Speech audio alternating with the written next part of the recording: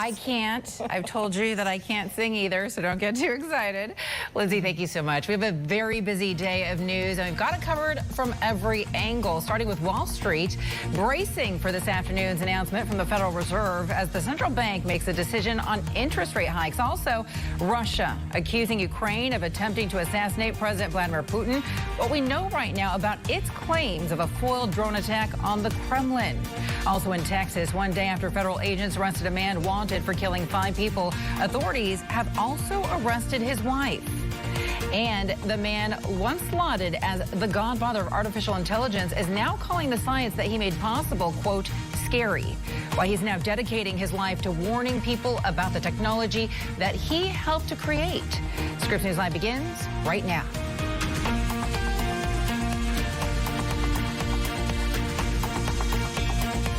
We begin right here with a dramatic turn of events and the bitter back and forth over raising the debt ceiling. Welcome to Scripps News Live. Thank you so much for being with us on this Wednesday. Always good to see you. I'm Veronica Dela Cruz.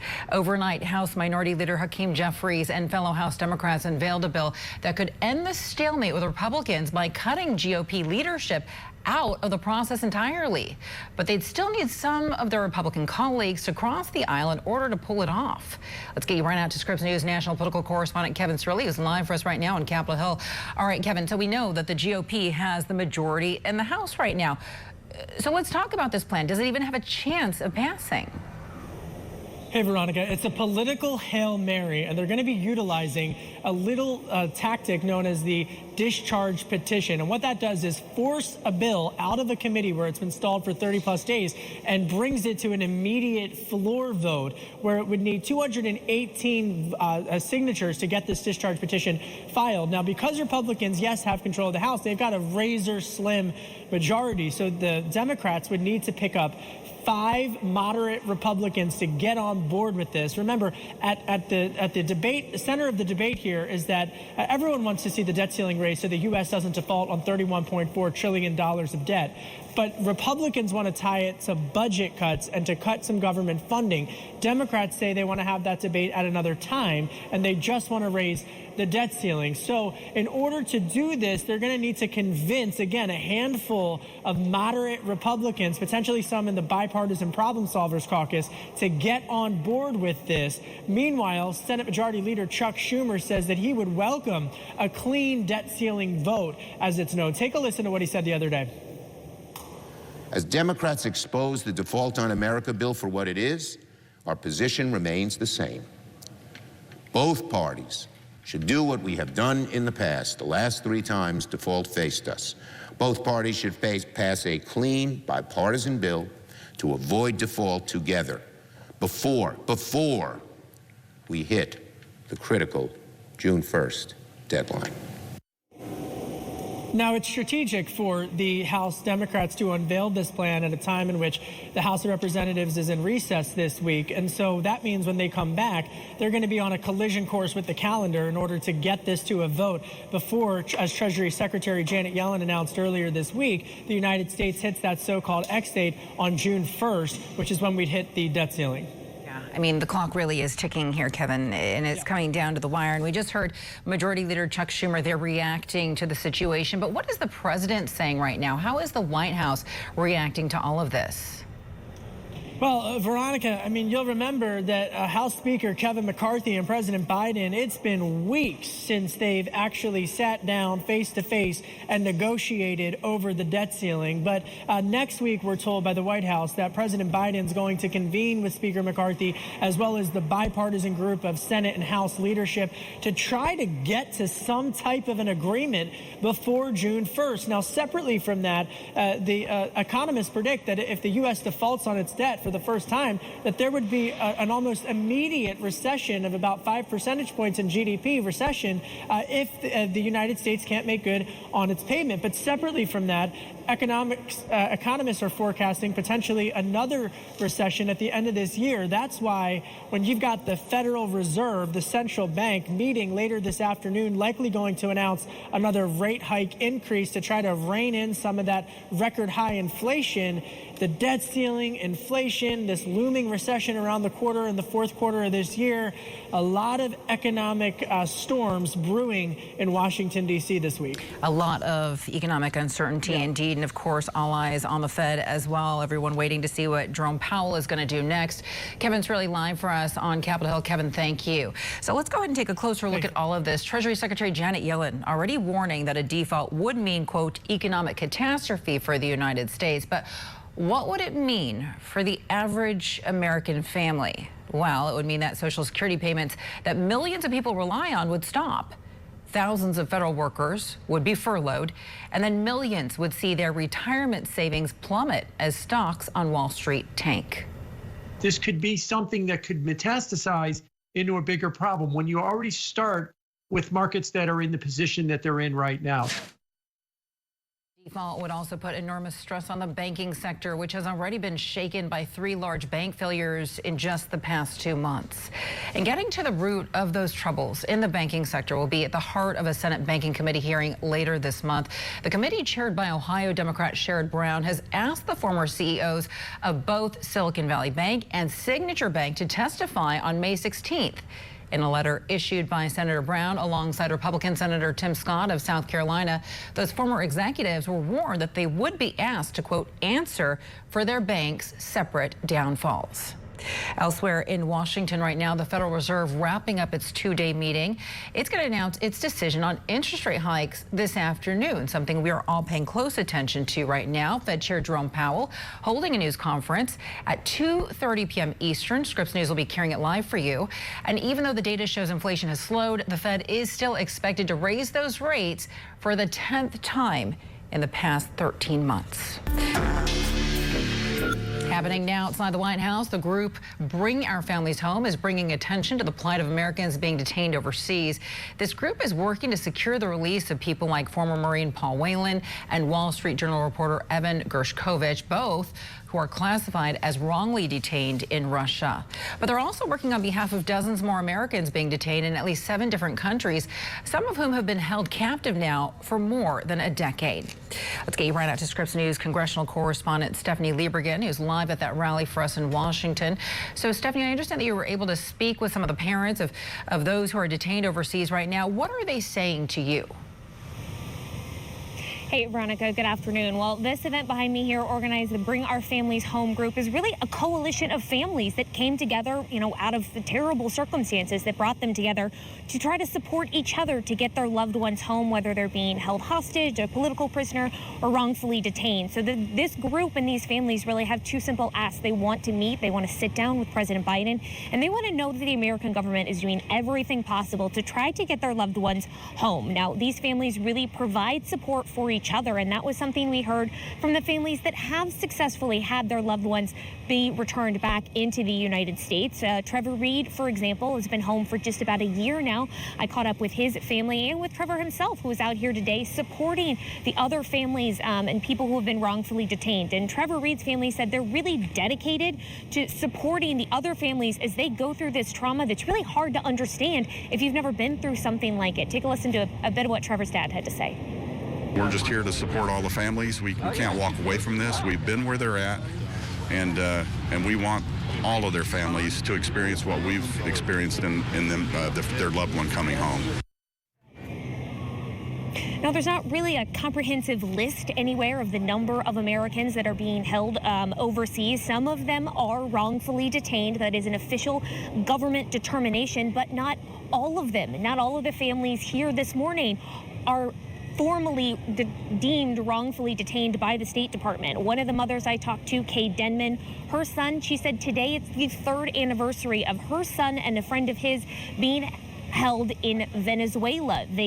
Luke Denman and Aaron Berry, they're former Green Berets who were captured in Venezuela. And she said even though her son and his friend are not wrongfully detained, she still does feel like she's been getting support from the Biden administration, and especially the formal office. The special presidential envoy of hostage affairs, Roger Castens, is the one who does a lot of this coordination with the families. Take a listen.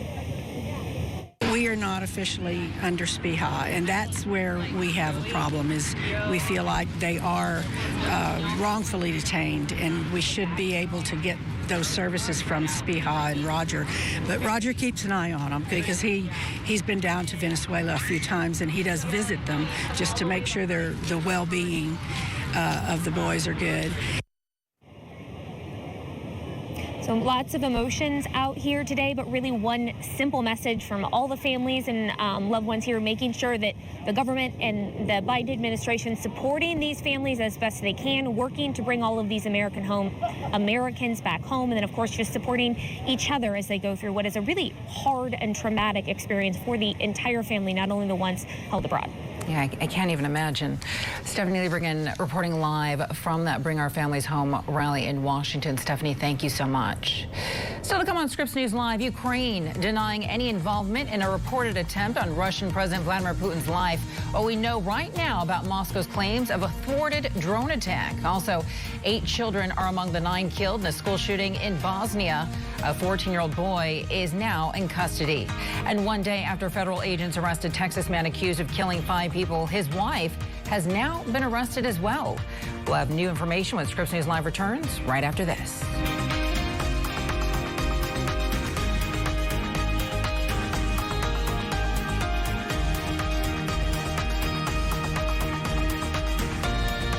Do you spend hours maintaining your gutters? Save that time with LeafGuard's maintenance-free system. Call 1-833-2-GUTTERS. Mesh filters sit on top of your gutters, building up debris and eventually clogging. Then they need to be cleaned too. Honestly, your home should have been built with LeafGuard gutters. LeafGuard's wraparound hood deflects debris and keeps water away from your home. The one-piece seamless system is strong, 20% thicker than average, and built to last. Plus, LeafGuard is guaranteed to never clog for as long as you own your home. Right now, get a complete LeafGuard system for only $99 down, $99 a month, and $99 installation. You'll also receive a $100 Visa gift card with a free gutter inspection and in-home estimate. Damage from clogged gutters can cost you thousands. Never worry about clogged gutters again. Don't wait, you've still got time. Call 1-833-2-GUTTERS today. That's 1-833-2-GUTTERS. How much money does your business qualify for? This business qualified for a $325,000 refund. This small business owner qualified for a $50,000 refund. If you had W-2 employees during the COVID-19 pandemic, you may be entitled to up to $26,000 per employee with the Employee Retention Tax Credit. The average business qualifies for a $247,000 refund, even if you got PPP. This approved payroll tax refund program from the U.S. Treasury Department is set up to reward business owners who kept employees on payroll during the pandemic. There is no upfront cost to see if your company is eligible and a no-fee guarantee. If you don't receive a refund, you pay nothing. This quick and easy call can get your business the money it deserves. The deadline to file your claim is limited. Don't wait. Call now. Just call 800-314-2395. That's 800-314-2395. If I had to replace my engine, the bill would have been over $4,000. But my Endurance Auto Protection Plan covered it all. A broken AC unit costs over $1,800. A transmission, over $3,000. And an engine, over $4,000. Breakdowns used to mean paying thousands out of pocket. Until now. Go to EnduranceWarranty.com or call Endurance today and stop paying for expensive auto repairs. Call 877-204-1467 or visit EnduranceWarranty.com for a free quote. There's a better way.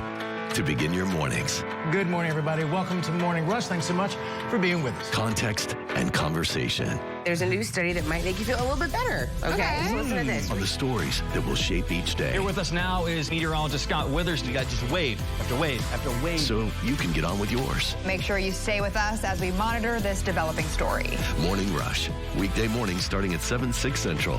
Only on Scripps News. The multi-day manhunt for a man accused of killing 5 of his neighbors, including a 9-year-old boy, is now over. Last night, after receiving a tip, federal agents surrounded a home in the town of Cut and Shoot, where they found Francisco Oropesa in a closet, hiding under a pile of laundry.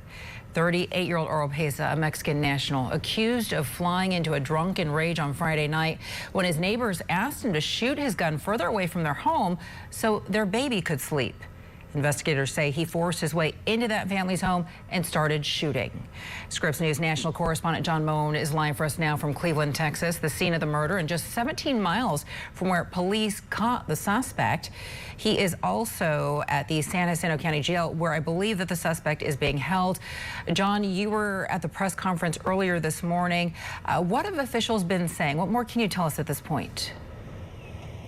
Yeah, so again, as we learned, Oropesa was arrested last night, found in a home in an area by Conroe, Texas, away from the scene of the crime. So he had fled in that direction. We understand that the house he was in has some kind of family connection. And we also understand that more people face criminal charges, including Oropesa's companion, his common law spouse, as it were, as well as an acquaintance. The county DA so far telling us that Oropesa is officially booked on 1 murder charge, but we should expect more to follow. That would be 4 more to follow. But all of these cases in Texas, if it's a felony, it has to be run through a grand jury. So officially, he has not been in a court. He will be this process will be run through the jail by a magistrate, and that's where he'll face the charge. Let's have a listen to the San Jacinto County DA, Todd Dillon. That could happen as soon as today. Understand that we had over 200 law enforcement officers, agents on the scene. There will be a lot of documentation, a lot of reports, a lot of evidence generated as a result of this investigation. My office will have to review that to determine the appropriate charges.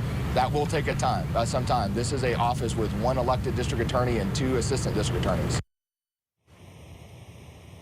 And again, in terms of the people connected to him facing criminal charges, a woman identified as Div Maria Nava, his common law spouse, faces a charge which basically says she had hindered the apprehension of her spouse and prevented the arrest of a felon. There's also another man being held in custody inside this jail right now on a misdemeanor marijuana possession charge, but the DA further alluding to the fact that the investigators say that this guy also has a connection to Oropesa in helping him flee the scene. Why don't we listen to Dillon on this point? There is an individual, and I don't have his name correct, so I don't want to hazard a guess, who is associated, a friend or an acquaintance. He's booked here in San Jacinto County Jail. He was booked in last night under possession of marijuana charges. We expect those charges, additional charges, to be filed. What was his role in hindering? The investigation so far indicates that he was assisting Mr. Oropesa in fleeing the neighborhood where the crime took place. So again, we don't know if more people will be involved in criminal charges here as per Oropesa fleeing and hiding the area, but we'll stay on top of that and let you know more as soon as we find out. Veronica? So take us through what exactly happened here, John, because earlier in the week, officials said that it appeared that the suspect had just vanished. They didn't have any idea as to where he could be. Then we're learning that they received a tip. What exactly led to the break in this case? Yeah, so you're right. The FBI got a tip, and then they deployed a tactical unit from the U.S. Border Patrol, as well as U.S. Marshals and Texas DPS. An interesting kernel came out of that news conference about the relationship between the suspect, Oropesa, and his common law spouse. Basically, they said that this woman was cooperating with authorities, but essentially also in contact with Oropesa. in effect, saying that she was working both sides of the fence, telling authorities one thing, and then, in their words, relaying information back to her spouse, helping him evade capture. And now we know that Oropesa is now in custody. He is there at San Jacinto County Jail. John, thank you so much for the update in this case. Of course, we're going to be circling back with you. So with Title 42 expiring a week from tomorrow, the U.S. and Mexico have agreed to new policies created to reduce illegal border crossings. Now, this new agreement is also meant to give migrants other options. Under the plan, Mexico will accept as many as 30,000 people from Venezuela, Haiti, Cuba, and Nicaragua every month who are denied entry at the border. Up to 100,000 people from Honduras, Guatemala, and El Salvador will be able to live and work in Mexico as long as they have family in the United States. Title 42 allowed them to be turned away due to COVID pandemic reasons. And President Biden, in the meantime, will be sending 1,500 troops to the U.S.-Mexican border to help handle the influx of migrants. They'll handle administrative duties so as many immigration and customs officers can be in the field as possible. Perla Shaheen with Scripps News San Diego has the latest now from California's southern border. I'm at the San Ysidro port of entry near the U.S.-Mexico border. Over the last few weeks, Border Patrol has seen an increasing amount of migrants trying to cross before the end of Title 42 approaches. The Biden administration has announced that it's sending 1,500 troops to the border to help. Here are some images of a group of migrants behind the border wall on Tuesday morning. I spoke with some of them who told me they're coming from Ghana, Colombia, Haiti, India, and other countries. They say they're hungry and tired after their long journeys. But one man from Jamaica told me he's happy to wait so long as he can stay in the United States. A lot of us who want to come here and make it better, come out of the violence. We don't really want to go back home to the violence. It's still unclear where troops will be deployed along the nearly 2,000-mile southern border, but we'll continue to follow for the latest updates. From the San Ysidro border, I'm Perla Shaheen. Now, this isn't the first time a U.S. president has sent troops to the border. Former President Donald Trump sent 5,000 active duty soldiers in October 2018. Coming up next on Scripps News Live, a transgender Montana lawmaker losing her bid to return to the House floor. What we know right now about the new legal ruling against Zoe Zephyr. But first, eye-opening new testimony in the civil rape trial against former President Trump as a second accuser now takes the stand. We'll have the details next.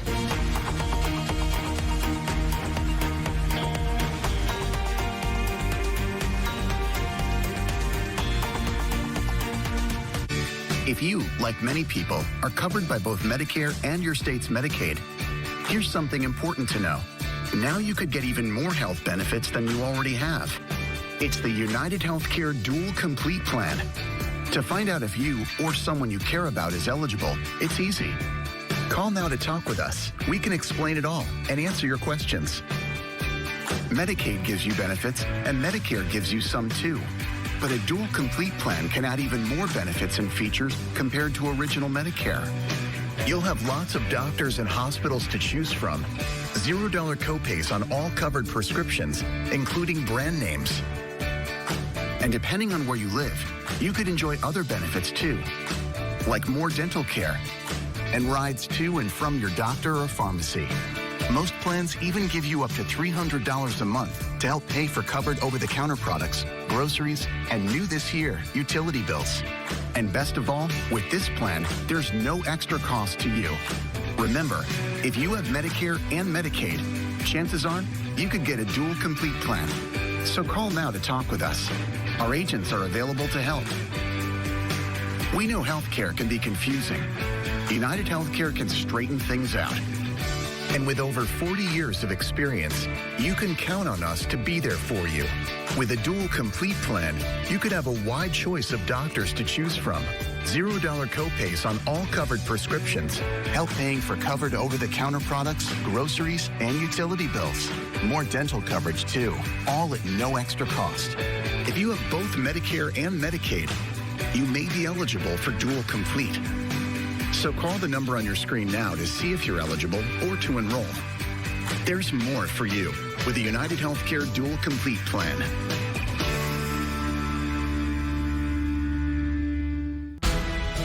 How does Klein & Spector get among the most big verdicts and settlements of any law firm in the country? Because Klein & Spector is an award-winning team with 5 doctor lawyers, the most of any firm in the United States.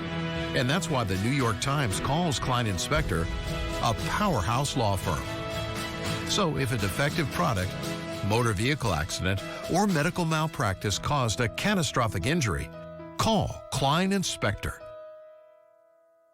Sure, you'll teach her how to drive a car, then use Greenlight to power her independence with crash detection with 911 dispatch, family location sharing, and emergency SOS alerts. Invest in your best investment with Greenlight. At Rulala, feel like $1,000,000 without paying the price. Seize the deals on top names before they're gone. Get in to never miss out. Shop Rulala.com today. Eastern European country of Serbia has been rocked by violence. Police there confirming 8 children are among the 9 dead in a school shooting in the capital city of Belgrade. A 14-year-old boy is now in custody in connection with that attack. Police say he went to school with a gun, and a list of the names of peers that he intended to target. Once he was done gunning down his classmates and a school guard, the boy reportedly called police on himself. We can't put the blame on this school or its teachers. This is a tragedy of this society. It's a tragedy of a society that promotes violence. We live in the society of violence, and it's been promoted in media, in public space, on social media. Violence is constantly promoted, and it's not getting punished. Now, apart from the deaths, 6 children and a teacher are being treated at nearby hospitals for injuries right now. The Russian military is claiming it has foiled a Ukrainian plot to assassinate President Vladimir Putin. According to Moscow, troops shot down 2 drones targeting the Kremlin overnight. Russian state media is reporting President Putin was not injured and continued to work as normal during that attack. An advisor to Ukrainian President Vladimir Zelensky has denied any Ukrainian involvement in that alleged attack. And in the meantime, Russia is also launching missiles toward Ukraine and did so last night for the 3rd time in just the past week. Ukrainian officials claiming they intercepted 21 of the 26 missiles and that none of them have hit Kyiv. But with Russia stepping up its long-range offensive, Ukraine needs its own way to hit hard from far away. Scripps News international correspondent Jason Bellini has been on the front lines for us in Bakhmut to show us how big guns from NATO are being put to use. At early dawn, a Ukrainian unit fires one of the most powerful and deadly artillery systems in the world. The German Panzerhaubitze 2000, or PZH 2000. It holds 60 shells and can fire 10 rounds a minute. That target Russian forces as far as 43 miles away. So powerful are these high-tech, high-value guns, Ukraine only has around 30, protecting them from the enemy is imperative. Even we weren't told by our military escort before our pickup the unit's location or just how close to the front line we'd be going. We're on our way right now to visit a mobile artillery unit that's positioned about 6 miles away from the Russians. Close enough to hear the sounds of the battle for Bakhmut in the distance. NATO trained these citizen soldiers on the state-of-the-art tracking system. System have big mind. That's Pravda. Last February, he was a Kyiv computer tech. Now, at 31 years old, he's this weapons commander. How did you so quickly become the commander? I'm going to Germany. I'm studying for the loader. A loader of the shells. But he says his NATO trainers, seeing how quickly he caught on to the computer system, put him in charge of the 5-person unit, looking the target, and sent them back to support frontline fighters by taking out enemy artillery. Why is this an important location? We're not shooting from the first line. We can shooting behind the front line. We hit the enemy's artillery systems, which are located directly in the rear, Pravda says, and we also destroy various field command headquarters. We shoot at the coordinates where enemy artillery systems are located in order to fight down their fire by our fire, so that they stop shooting. On this morning, they prepare for battle, loading their PZH 2000 with fresh ignition caps, checking the shells, preparing the autoloader, and entering the current wind and other weather details. Now that they've got their artillery prepared and calibrated, they're just waiting on orders on where to fire. And when they do, they're going to go through this area out into an open field, fire from there, and then return to this hidden position. Sometimes they don't go far, especially now when getting stuck in the mud could be deadly, spotted by a Russian drone and destroyed. How many targets can you hit before you need to move so that they don't hit you? It depends on the enemy's artillery and air reconnaissance, says Pravda. You can get a response after 2 shells, or you can fire 15 shells and there will still be no response. This big gun is protected by what's known as hedgehog armor, small plastic rods that prove effective, as one Ukrainian unit found out, in defending the people inside from attacks from above. If Ukraine's foretold epic counteroffensive is to be successful, military analysts say, Ukraine must make the most of the PZH 2000 units like Pravda's to attack Russian artillery before it kills the first wave of Ukrainians breaching Russia's defenses. But that requires shells, lots of them. Do you have enough ammunition, enough shells? I don't say on that question because the Russians can take that information for propaganda. But the answer, a state secret, could well determine the success of the counteroffensive and the ability of units like Pravda's to score more hits. Like the day they killed a Russian big gun, the 2S-19. It is similar to this one. It is a Russian-made self-propelled howitzer, he says. So to speak, we removed a competitor. What do you think was your most successful day? Pravda's surprising answer? Not a day they hit some high-value target, but one when they were targeted, chased by a Russian suicide drone that barely missed them. I think it was the best day of the war, Pravda says. Let's put it this way, we've never been closer to death than we were then. Though even more dangerous days are ahead. Untold nights sleeping in the trenches, waiting on the next target. You don't count the time, how long you've been here. You just live and just shoot. Jason Bellini, Scripps News, near Bakhmut, Ukraine. Russia may be stepping up its long-range offensive, but its military has suffered major losses during the past 5 months. The White House is estimating that Russia has suffered 100,000 casualties in Ukraine since December. And this includes more than 20,000 fatalities. National Security Council spokesperson John Kirby says it all happened as Ukrainian forces were pushing back Russia's heavy attacks on the eastern part of the country. And more aid is on the way to help Ukraine fight in this battle in the meantime. The Biden administration is expected to send about $300 million in additional military support, and the package will include rockets, ammunition, and anti-tank rifles. Officials say the weapons aim to help Ukraine transition into winter, and this is the 37th package coming from the Pentagon's own military equipment stock so far. Straight ahead on Scripps News Live, half of American parents are now saying that social media is having a negative consequence on their children's mental health. And an up-close look at a startling new Surgeon General report, which tells us that loneliness is just as bad for your health as smoking is. Why the Biden administration believes that isolation is a public health concern. That's next. We'd also like to remind you right here to follow us at Scripps News on Twitter, Instagram, Facebook, and on TikTok. We'll be right back. Al, did you make that call? Honey, we already have Medicare. Why do I need to call?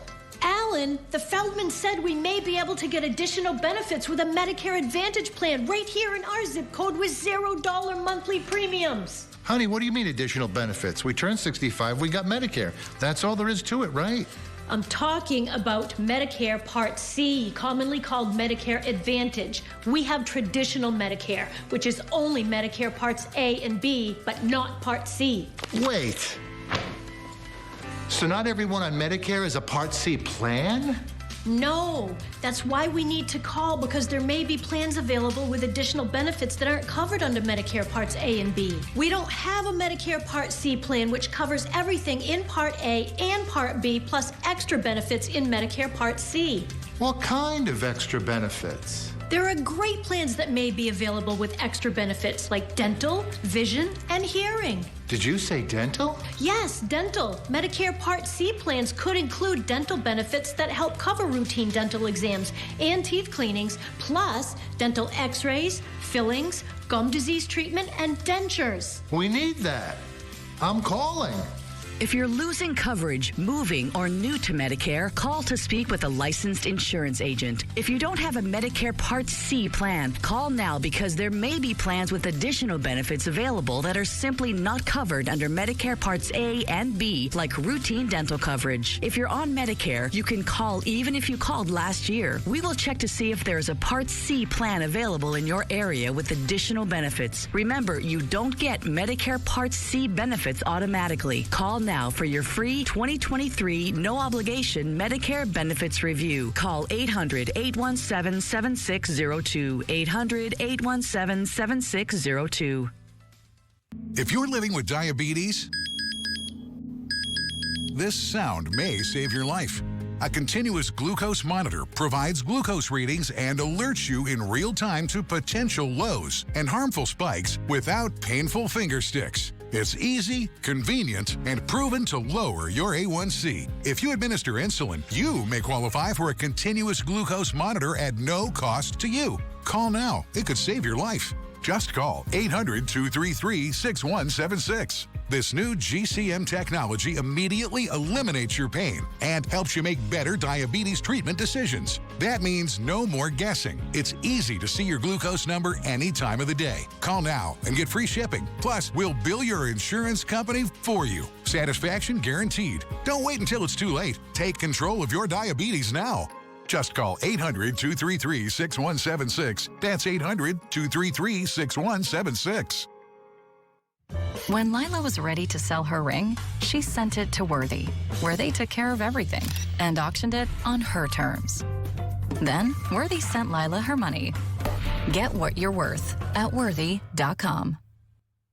A contentious showdown on a state house floor, mirroring tensions across the nation. Scripps News is sitting down with Representative Zoe Zephyr and House Speaker Matt Regier Thursday night at 9:30, 8:30 Central, only on Scripps News. Hey there, welcome back to Scripps News Live. I'm Veronica Dela Cruz. Thank you so much for being with us on this Wednesday. It is now 35 minutes after the hour. Let's get you up to speed on the biggest stories that we're tracking for you right now. Well, a second woman has taken the stand in E. Jean Carroll's civil rape trial against former President Trump. Jessica Leeds, now 81 years old, testified Trump molested her on a flight in the 1970s. She described the experience as feeling like Trump had, quote, 40 zillion hands. Leeds testified she was able to free herself and move to the back of the plane. Trump is denying her allegations, as well as those of writer E. Jean Carroll, who is suing him for rape and defamation. Carroll claims Trump raped her in a department store dressing room in the mid-1990s. An elected prosecutor who Florida Governor Ron DeSantis suspended has gone to a federal appeals court to get his job back. The governor suspended Hillsborough County Democrat Andrew Warren after Warren signed a statement opposing criminal charges against abortion providers. Governor DeSantis called it neglect of duty. Warren's lawyer argued the suspension was a violation of his client's free speech and nullified election results. And in Montana, a transgender lawmaker has lost her bid to be allowed to return to the House floor. A judge ruled late Tuesday he didn't have jurisdiction to interfere in a legislative dispute. Republicans in the Montana House silenced Zoe Zephyr for what they called hateful rhetoric in the chamber. During an April 18th debate, she said legislators would have blood on their hands if they denied gender-affirming care to minors. Montana's legislative session is set to end on Friday. So the U.S. Surgeon General is saying that loneliness can be hazardous to your health. And he says that it costs the health industry billions of dollars a year. Dr. Vivek Murthy equates the health risks of loneliness to smoking 15 cigarettes a day. His 81-page report estimates that half of U.S. adults have experienced loneliness, and it says that loneliness has hit the 15 to 24 age group especially hard. He suggests people join community groups and put down their phones when they're with their friends. Lee Richardson joins us now to go more in depth on the findings of this report. She's a licensed professional counsel and founder of the Brain Performance Center. Lee, thank you so much for being with us today. Thank you for having me. So, Lee, in this report, the Surgeon General has said that he spoke with many Americans who describe feeling isolated, invisible, insignificant. Sometimes they wouldn't even use the word lonely. What does that mean exactly? What are the biggest telltale signs when someone is feeling lonely? Well, that's what makes it more complicated because people react differently. Some people, when they're lonely, they get angry, they get irritable. Other people may shut down and socially isolate. So it's really, you can't just walk in the room and look around and say, oh, I can pick out the lonely person. And it's important to note that being alone doesn't mean loneliness. You know, the Surgeon General has said that he never viewed this loneliness as a public health concern until now. How significant do you think this crisis is? I mean, should more Americans view this as a serious problem in this country, especially as technology becomes more and more advanced? Well, it's a huge problem, and it's impacting our brain health, and it's also impacting our physical health. People that are lonely are more prone to have heart attacks and strokes. And people that are disabled, people that are in minority groups are more apt to be lonely. And we're finally realizing that the future consequences. They have found that people that are lonely are more likely to have dementia. It's a very serious issue. Yeah, he had said in his report that he believes the healthcare industry suffers billions of dollars a year because of this. And he also says that it's just as bad as smoking 15 cigarettes a day. Do you agree with that statement? I absolutely do, because loneliness affects your mental health. Mental health is brain health, and the brain is an organ just like the heart or the lungs. And that brain, when that brain shuts down, it's very similar to when the heart or the lungs shut down. And, you know, during the pandemic, many of us moved to remote work as the norm. And now there are many Americans who prefer it, and they don't want to go back to the office. What kind of an impact do you think this is going to have on society as a whole? Well, I think it is a society issue. It's not just a personal issue. And I know that people, before the pandemic, 25% of Americans were suffering from a mental health issue. So if you started off with anxiety, and then a lot of people that had anxiety got a lot more comfortable working from home. They were more in their zone, and now they don't want to give it up. But their ability to go back to work or to go back to their community and connect is disappearing. And it's that social connected, being socially connected is what we really need to focus on. I want to talk about social connection for a second, because Murthy spoke on how technology has this negative impact, citing people who spent 2 hours or more a day on social media, saying that they were likely to feel more isolated than those who only spent about 30 minutes a day on social media. But the word social is in the term. So this was supposed to be a way for people to connect, right? More people connecting online. It's called social media. Can any of this help with the loneliness, even if people aren't sitting right next to each other? Because you did say earlier on that people can still feel lonely even if there are other people in the room. Absolutely they can. And there's nothing like looking somebody in the eye and shaking a hand to somebody that gives you a feeling of being connected. And I know we've said that we can all connect now, but what we're doing is we're disassociating more. We can sit there and we can play games in a group, but we never see anybody. We can be on Zoom meetings, and so many people now will turn their picture off on a Zoom meeting. So we're not really connecting the way that we could through technology, but it's hard to, because technology is cold. And for some people, it's their safe zone. I feel so comfortable right here in my room using a Zoom meeting to communicate, but it's not the same level of interaction, that personal touch, that reading somebody's body language. I can learn more reading somebody's body language than I can from listening to what they say. And you keep using the word connecting. is that the solution in all of this? How do we get people to continue to connect? What role do you think the government, your workplace, a person's school might play in this issue? I think they all play a role, because what it is to feel connected, you have to be part of a community. And whether it's your work community or your school community or your religious community, that sense of community is what gives you the glue that forms that connection. So how can people who might be completely isolated, how can they find their community? People use the word tribe sometimes, and they say, they never feel happy until they find their tribe, and sometimes that takes a lifetime. So what kind of advice do you have to someone who is facing loneliness, who wants to connect socially, who wants to find their community? And I give this advice a lot, and it's be open to receive, because there's positive energy out there, but you have to be open to receive it. You can go to the grocery store, and when the person checking you out greets you kindly and tries to interact with you, be open to that. And a lot of people aren't. So we got to get out of our head. We are so stuck in our head that's creating a huge barrier. I agree with you. I agree with you tenfold. I once moved overseas, didn't know a single person, but I was so open to meeting people because I felt like I was in a new environment and I wasn't scared. Here, I am always up against the clock. I never have the time. I may not take the time for the pleasantries to say, hello, how are you? How's your day going? But you know what? My life was so much better when I took the time to do those things. So it really is connection at the end of the day. Lee Richardson from the Brain Performance Center, thank you so much for all of this. We do appreciate your time today. Thank you.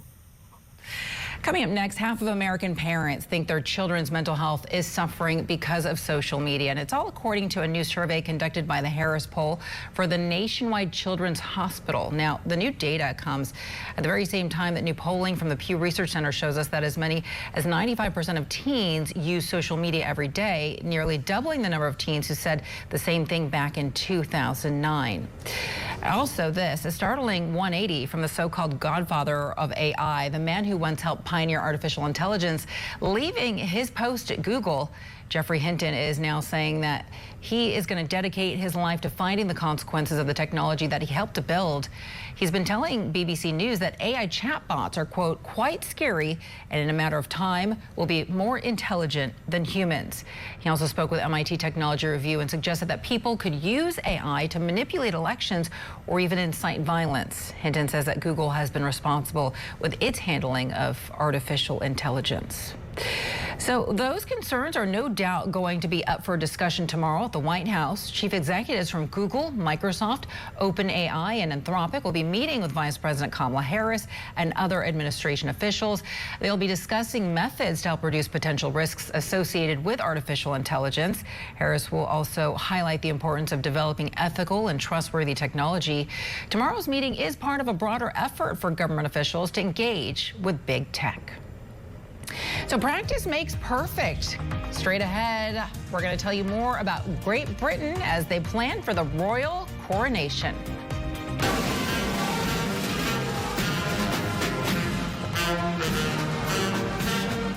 We'll take you inside the big preparations for the official coronation of King Charles III. As after this. You're looking pretty good, Mr. Johnson. But we need to take some x-rays today. That's why. Yes, x-rays are expensive, but the front desk said you recently enrolled in a Medicare Advantage plan with extra benefits that now cover today's x-rays and cleaning costs. Wow, okay. Well, Medicare Parts A and B do not cover your routine dental coverage like cleanings, fillings, or x-rays. Yes, you have a Medicare Part C plan, commonly called Medicare Advantage. Medicare Part C plans cover everything in Part A and Part B, plus extra benefits like dental, vision, and hearing. Wow. That's great that my plan includes dental coverage that helps pay for these costs. Yes, Mr. Johnson. A Medicare Part C plan could include dental coverage that pays for routine dental exams and teeth cleanings, dental x-rays, fillings, tooth extractions, root canals, dentures, implants, and crowns. If you're losing coverage, moving, or new to Medicare, call to speak with a licensed insurance agent. You don't get a plan with these benefits automatically, so it's always good to call to see if there's a plan with extra benefits available in your zip code. If you don't have a Medicare Part C plan, call now because there may be plans available with additional benefits that are simply not covered under Medicare Parts A and B, like routine dental coverage. In fact, 24 million Medicare beneficiaries do not have any dental coverage. Here's the good news. If you're on Medicare, you can call even if you called last year. We will check to see if there's a Part C plan available in your area with additional benefits. Remember, you don't get Medicare Part C benefits automatically, so call now for your free 2023 no-obligation Medicare benefits review. Just call 800-614-5203. 800-614-5203. This is an important legal announcement for all firefighters, first responders, airport workers, members of the military, and their families. Firefighter occupational cancer is the leading cause of deaths in the fire service. Cancer accounted for more than 74% of deaths in 2022. You may have been exposed to chemical-based firefighting foam known to cause cancer. If you or a loved one were exposed, you may be entitled to significant cash compensation. Call the number on your screen now for your free case consultation. Aqueous Film Forming Foam, or AFF, has been used to extinguish fires for years. Studies now show there are highly toxic chemicals used to make this foam. These chemicals can cause many types of cancer and illnesses. Call now to see if you're eligible for the cash compensation you deserve without having to go to court. The call and consultation are absolutely free. The time to file your claim is limited, so don't wait and call now. Just call 800-346-7670 now. That's 800-346-7670.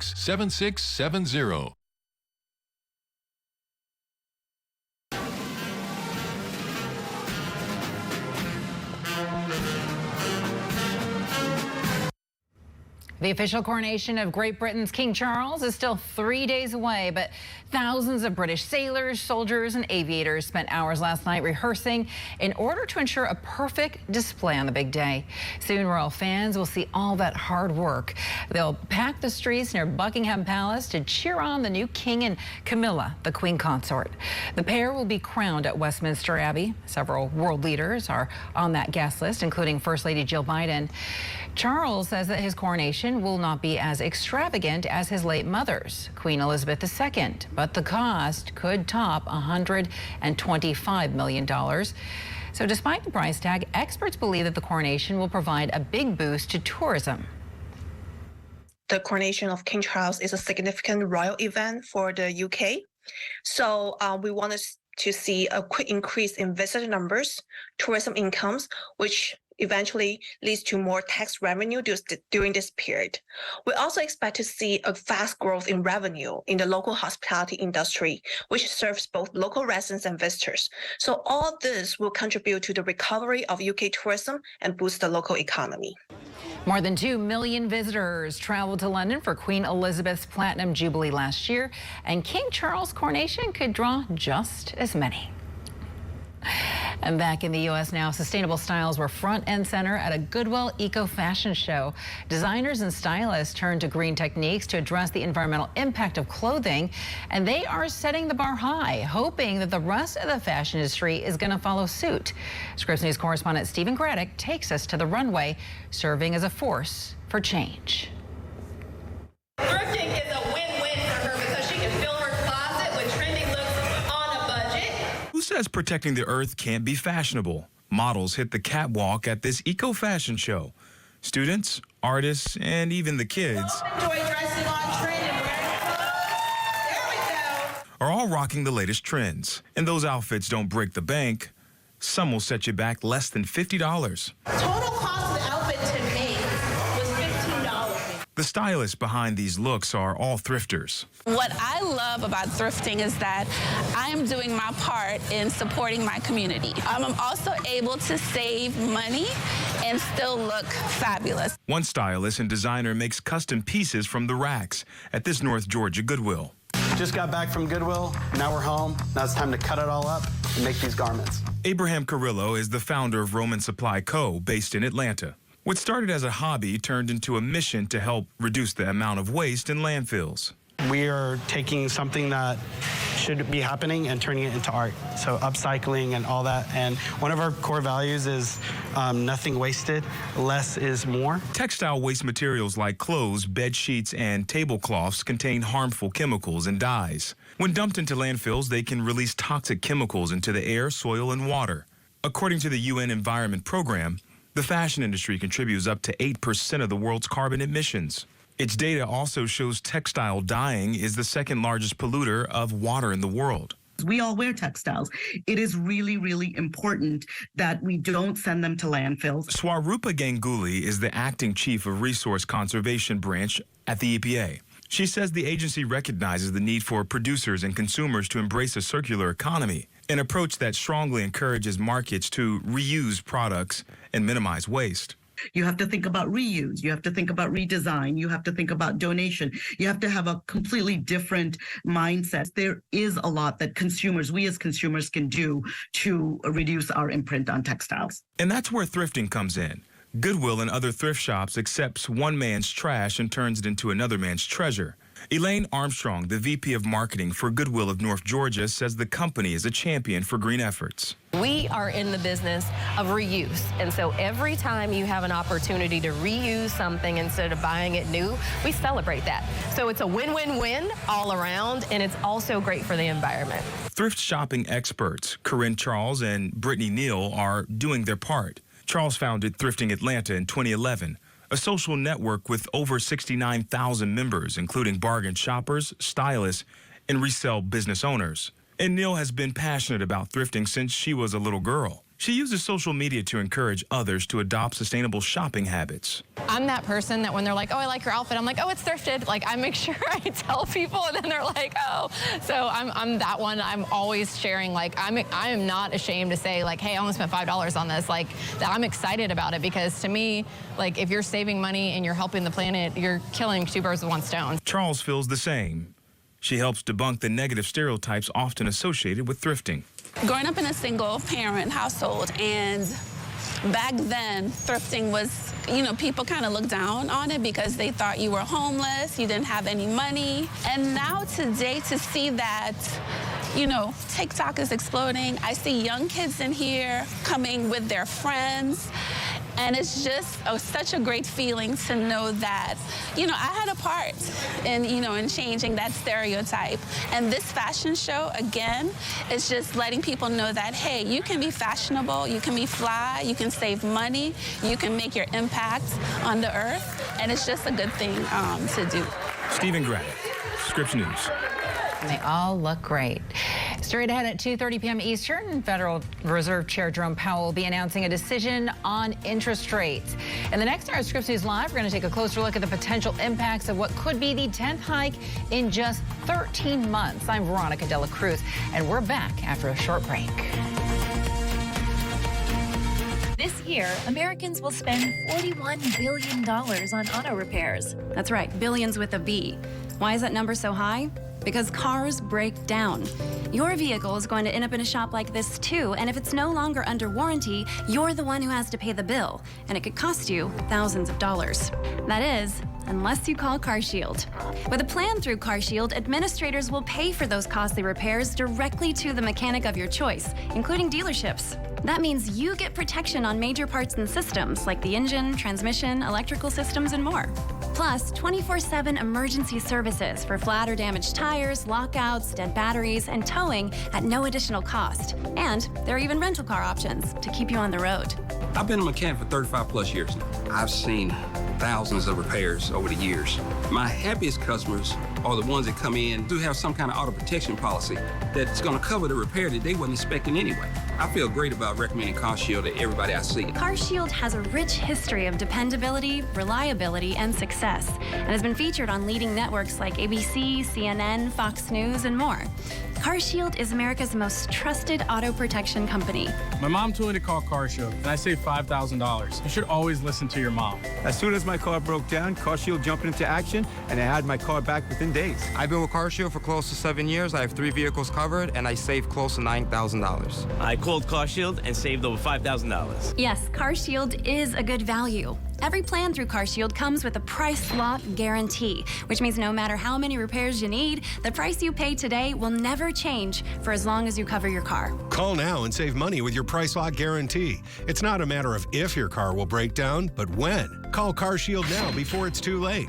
Call 800-287-5264. 800-287-5264. 800-287-5264. Do you spend hours maintaining your gutters? Save that time with LeafGuard's maintenance-free system. Call 1-833-2-GUTTERS. Mesh filters sit on top of your gutters, building up debris and eventually clogging. Then they need to be cleaned too. Honestly, your home should have been built with LeafGuard gutters. LeafGuard's wraparound hood deflects debris and keeps water away from your home. The one-piece seamless system is strong, 20% thicker than average, and built to last. Plus, LeafGuard is guaranteed to never clog for as long as you own your home. Right now, get a complete LeafGuard system for only $99 down, $99 a month, and $99 installation. You'll also receive a $100 Visa gift card with a free gutter inspection and in-home estimate. Damage from clogged gutters can cost you thousands. Never worry about clogged gutters again. Don't wait, you've still got time. Call 1-833-2-GUTTERS today. That's 1-833-2-GUTTERS. At Rue La La, feel like $1 million without paying the price. Seize the deals on top names before they're gone. Get in to never miss out. Shop RueLaLa.com today. Digging deeper into the headlines. We have some big stories to get to tonight. Shedding light on groundbreaking investigations and ending your night with something new. Thanks for joining us tonight. I'm Christian Bryant. Scripps News Tonight, live tonight, starting at 8/7 Central.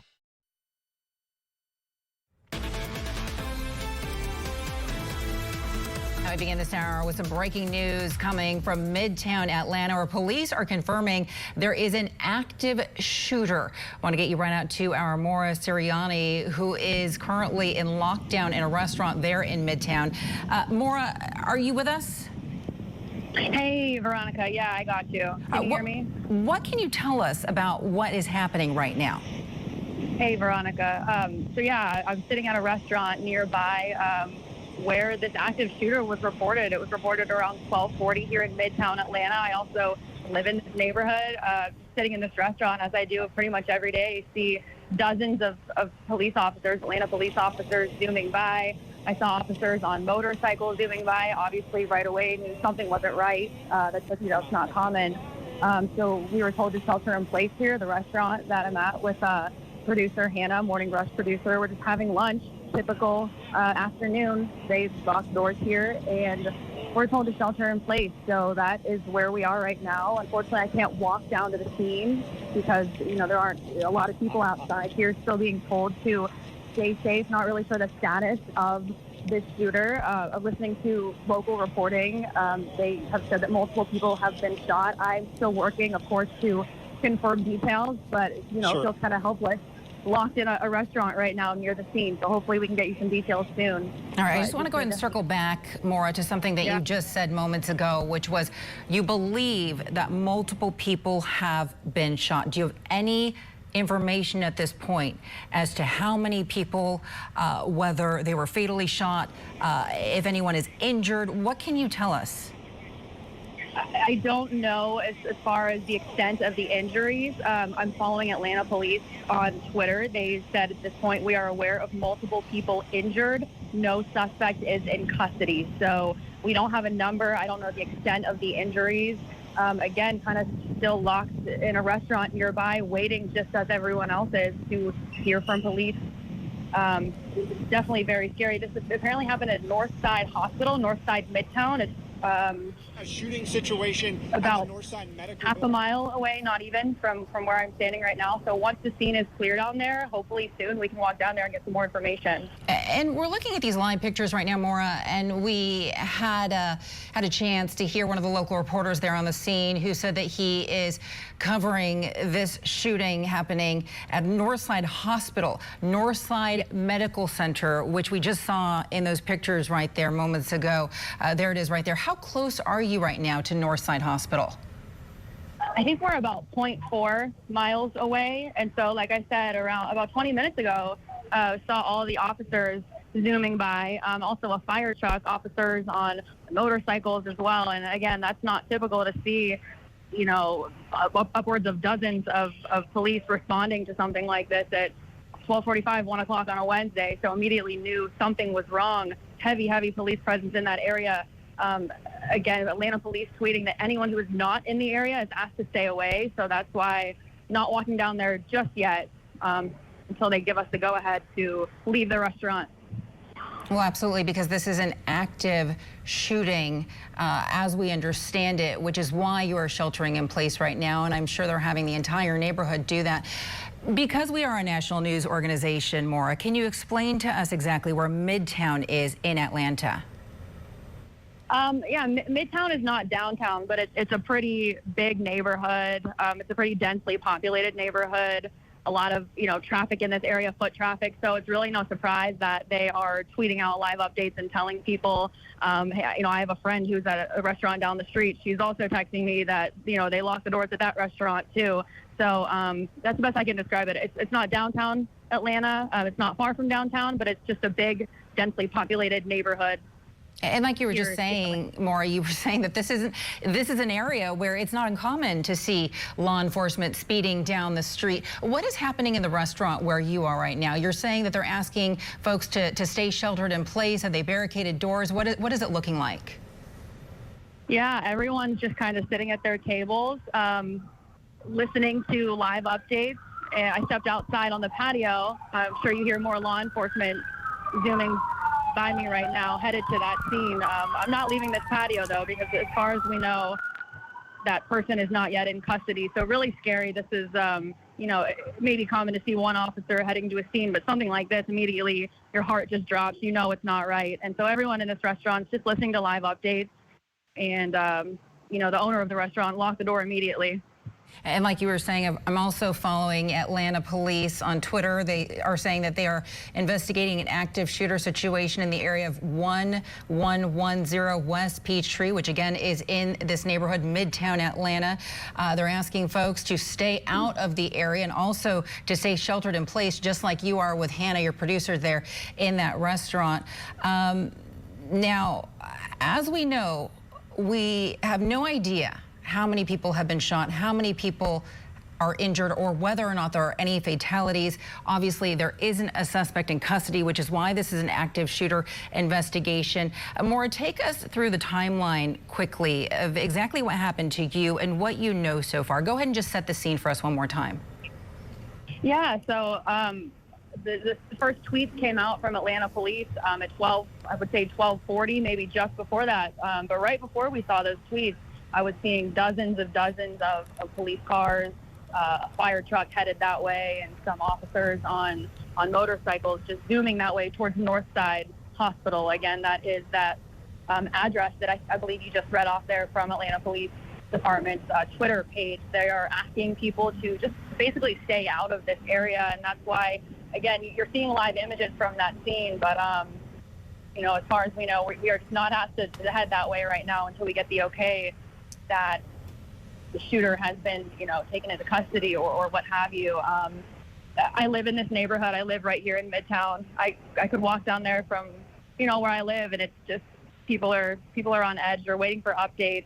The last we heard was 28 minutes ago from Atlanta police, active shooter in the area, heavy police presence, stay sheltered in place, stay away. So, and you're right about that. There is a extremely heavy police presence. There are multiple fire trucks on the scene. We look like what could have been a bomb squad truck go by moments ago. And again, this seems as though it's all taking place at Northside Medical Facility there in Midtown, which is why we're looking at these live pictures right here.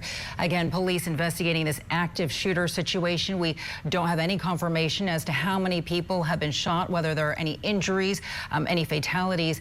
But of course, we're going to stay on top of this developing story and bring you updates as we get them. I could say something. Of course. So 1 minute ago, it looks like Atlanta Police Department just tweeted, "Be on the lookout, suspect is still at large." And they just tweeted a photo of a man wearing a mask, and he's wearing a hoodie and black pants. So they just said 1 minute ago he is still at large. So that is why the shelter-in-place order is still in effect.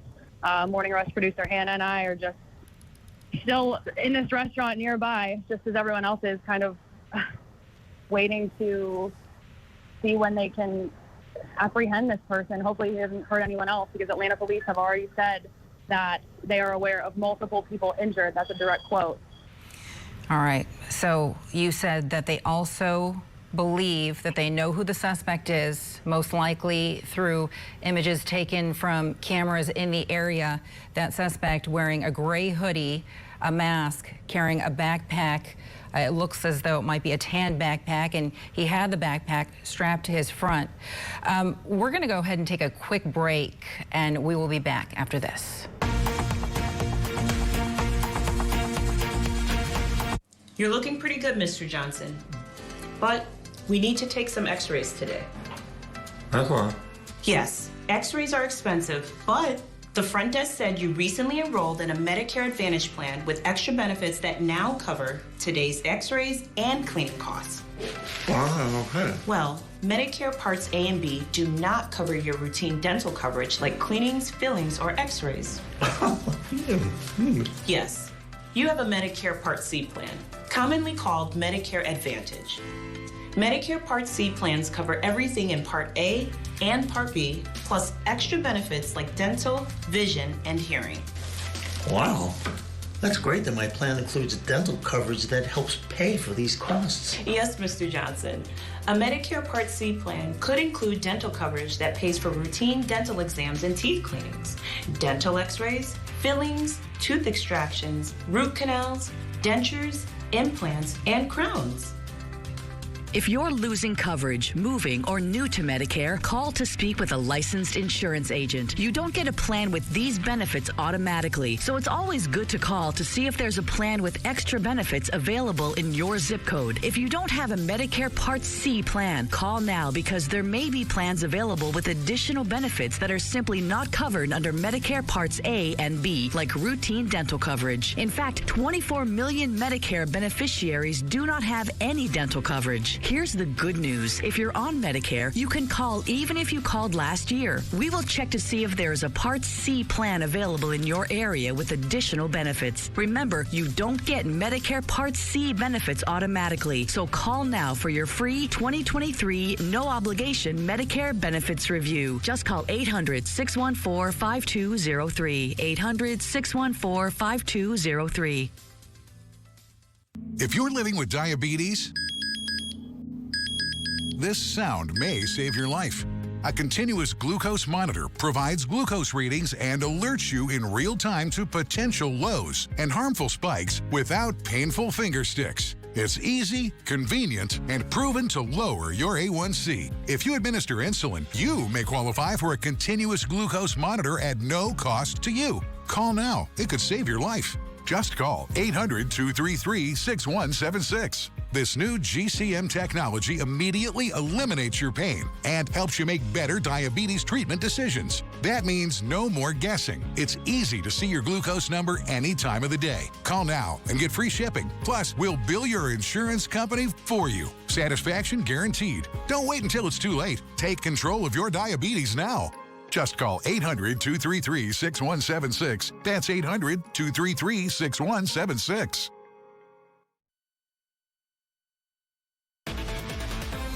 You're watching Scripps News Live, and we are staying on top of some breaking news right now coming out of Midtown Atlanta, where police are confirming that there is an active shooter. These are live pictures right now. Apparently, this is happening outside of Northside Medical Facility that is in Midtown Atlanta. What we know right now is that police are asking people to stay out of the area. This is happening on West Peachtree between 12th and 13th, and police believe that multiple people have been injured. They don't have a suspect in custody right now, but they have tweeted out photos of who they believe the suspect is. They're asking the public to be on the lookout for this man. He's wearing a gray hoodie, dark pants, and apparently was carrying a backpack on his chest, a tan backpack.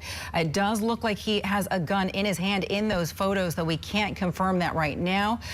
Again, don't know about injuries or fatalities, though we do know that multiple people have been shot.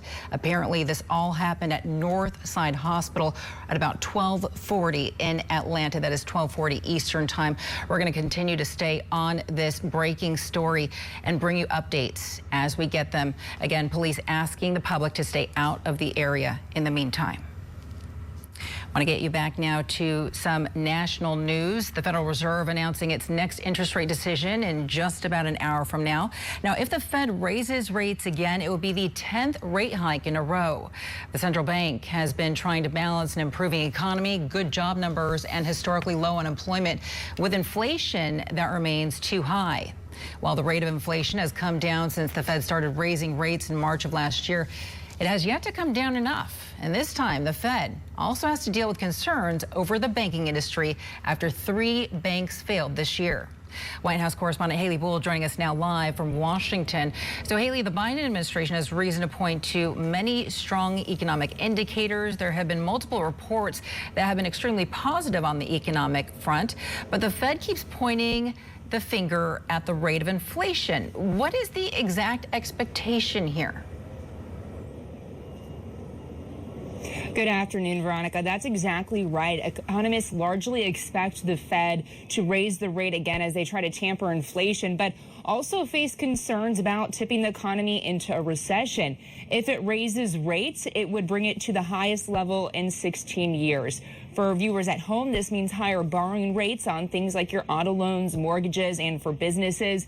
A big question here, though, is if the Fed gives any signs that it plans to continue the string of rate hikes it started to try to cool down the economy amid high inflation, or will it pause it? While inflation has come down, it's still not down to the Fed's goal of 2%. Chairman Jerome Powell previously explained a view that shifted from ongoing rate increases to one of that was described as additional policy firming. Listen. I think the case for a pause has gotten a lot stronger even among the Fed because of the banking crisis that we've had. Interest rates take a long time to impact the real economy. Markets move immediately. Markets try to front run when they think these things are going to happen. But rate hikes generally take 6 to 18 months to play through the economy with a peak of a year. Similarly, the credit crunch that's starting to happen because of the concerns among many banks and the flight of deposits out of many banks is going to take a while.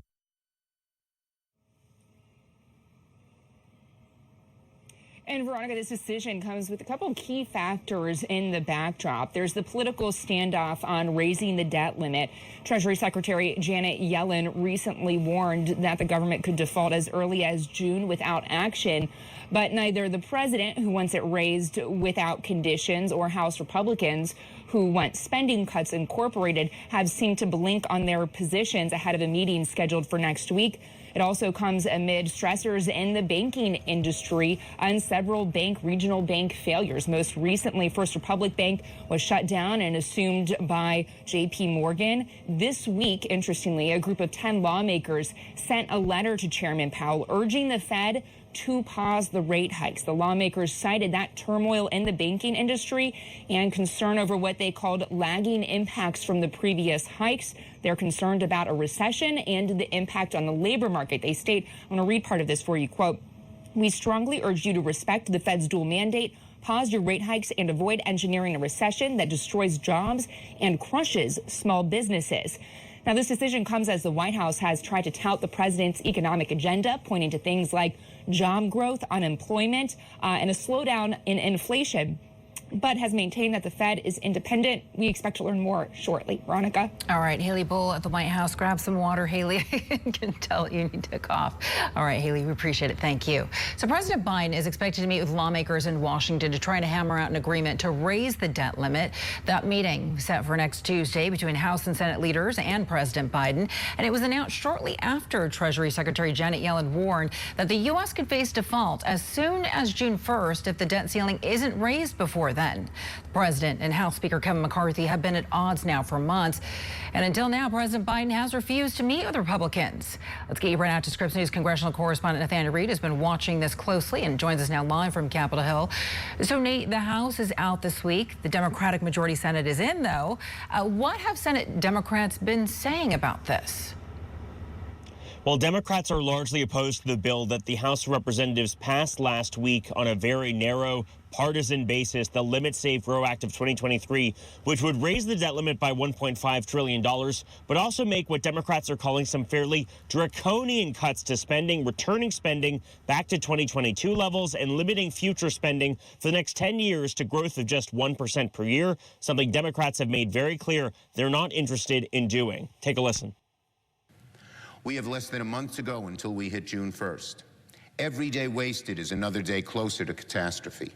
At stake is the well-being of families, retirees, veterans, kids, the very stability of our economy. The Speaker is giving the American people two terrible options: either default on the debt or default on the country, with steep cuts to law enforcement, first responders, veterans, seniors, and even cancer research.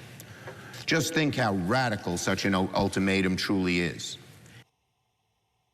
And Democrats led by Senate Majority Leader Chuck Schumer have maintained that Senate Republicans should work with Democrats to raise the debt limit without any preconditions, prevent any sort of catastrophic default. At the same time, Senate Majority Leader Chuck Schumer has gone as far as introducing a bill which would raise the debt limit for 2 years without any of those cuts that Republicans are seeking. At this point, though, he's told reporters he's not certain if he's going to bring that bill up for a vote. I want to talk more about what the message is here with Senate Republicans in the meantime, given that they haven't proposed their own plan. Are they taking somewhat of a back seat here? I think look no further than Senate Minority Leader Mitch McConnell, who's made very clear he is taking a back seat. He wants the Republican House of Representatives and Speaker McCarthy to be the ones to come up with some sort of deal with President Biden. He wants both tables getting to the negotiating table and reaching some sort of conclusion. Take a listen. Months of inaction from President Biden have left our nation drifting toward economic disaster. His own administration says our nation is only weeks away from a debt crisis. But there has been a total absence of presidential leadership. President Biden has simply been MIA. Senate Democrats and Leader Schumer can give all the angry speeches they want, but they have no bill. Leader Schumer has no plan that can earn 60 votes here in the Senate. Veronica, there's a widespread joke up here on Capitol Hill among reporters that there's multiple stages to any negotiation. I think where we are right now is in the bomb-throwing stage. Both parties have not reached any sort of agreement on what a debt ceiling solution would look like. Democrats have blasted the Republican proposed bill, which went through the House of Representatives in a narrow party line vote last week. They have not yet proposed anything of their own in terms of cuts, so far as to say that they want a clean debt limit extension. They want to prevent the possibility of the U.S. defaulting on its obligations. At this point, I think all eyes are looking forward to that meeting next week between the House Speaker Kevin McCarthy, Senate Democratic Leader Chuck Schumer, and the Democratic and Republican minority leaders from both chambers at the White House. Yeah, that meeting is scheduled, Nate, for May 9th, and the X date is June 1st, so they're running out of time. Nathaniel Reed reporting live on Capitol Hill. Nate, thank you so much. Want to get you overseas now. Moscow claiming an attempt was made on President Putin's life. This morning, Russia accused Ukraine of sending 2 drones overnight to attack the Kremlin. President Putin was not in the Kremlin at the time of the attack. Moscow is calling this a terrorist act. Russia says their military disabled the drones during that attack, and Ukraine is denying all allegations. Secretary Blinken stating that he can't in any way validate the attack in Moscow.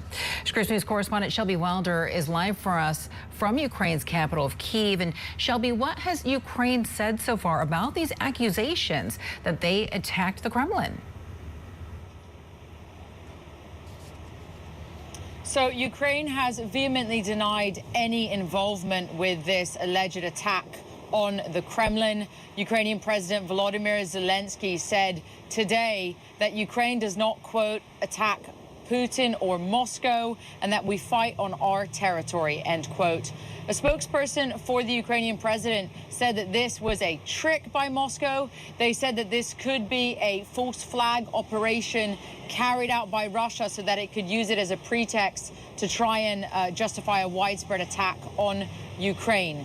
Ukrainian President Volodymyr Zelensky was in Finland today meeting with the Finnish president and Nordic counterparts, and those Nordic countries issued a joint statement saying that they would be behind Ukraine and support the country for as long as it takes.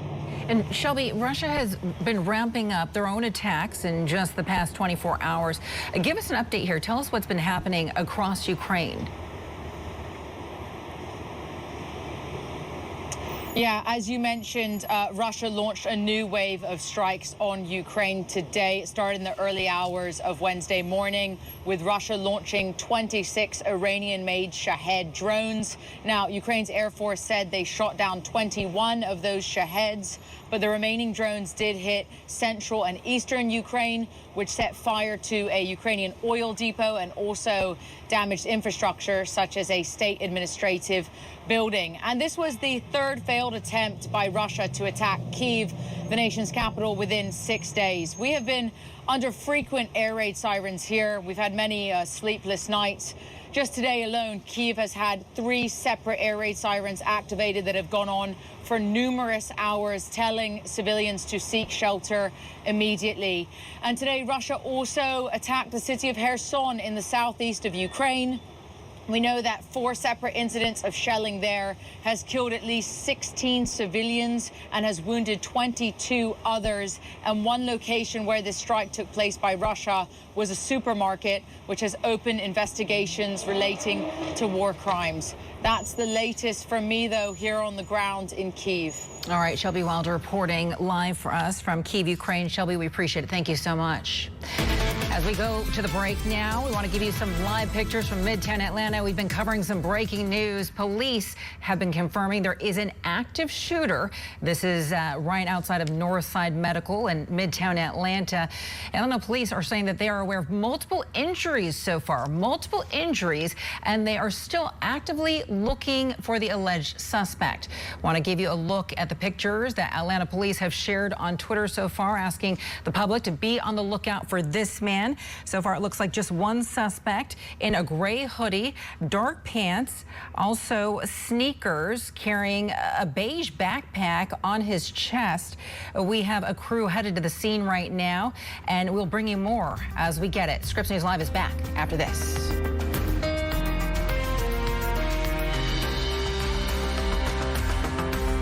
This is an important message for anyone and everyone on or eligible for Medicare. If Medicare is important to you, then you need to hear this message because Medicare benefits matter to millions of Americans. Did you know Medicare has different parts, including Medicare Part A and Part B, often called Original Medicare? And then there's Medicare Part C, representing Medicare Advantage plans, and Part D for prescription drug coverage. Call 800-912-2786 now for your free Medicare coverage checkup. We can look up your plan and see if your missing out on a plan with extra benefits, or if your income qualifies you to reduce costs on your prescription medications. Did you know there are different enrollment periods, like the Medicare annual enrollment period, when beneficiaries can enroll in or change coverage? But there are also certain conditions or qualifications that may allow you to qualify for a special enrollment period any time of the year. So call the number on your screen now for your free Medicare coverage checkup. This is a free service that you can call at absolutely no cost to you.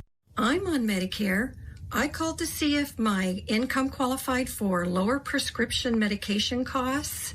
The friendly agent was very knowledgeable, and I found out I qualified for a special enrollment period, so I'm so glad I called. We can look up your plan and see if you are missing out on a plan with extra benefits. We can also check to see if your income qualifies you to reduce the cost of your prescription medications. And we can even tell you if you qualify for a special enrollment period. It's your free Medicare coverage checkup at absolutely no cost to you. Just call 800-912-2786 and you can speak with a licensed agent who can check up on your plan and answer your questions. The Medicare Benefits and Questions line is open, and anyone on or eligible for Medicare can call. The call and Medicare coverage checkup is free with no obligation. Call now. We love talking to people with Medicare, and the call is free. Just call 800-912-2786. 800-912-2786.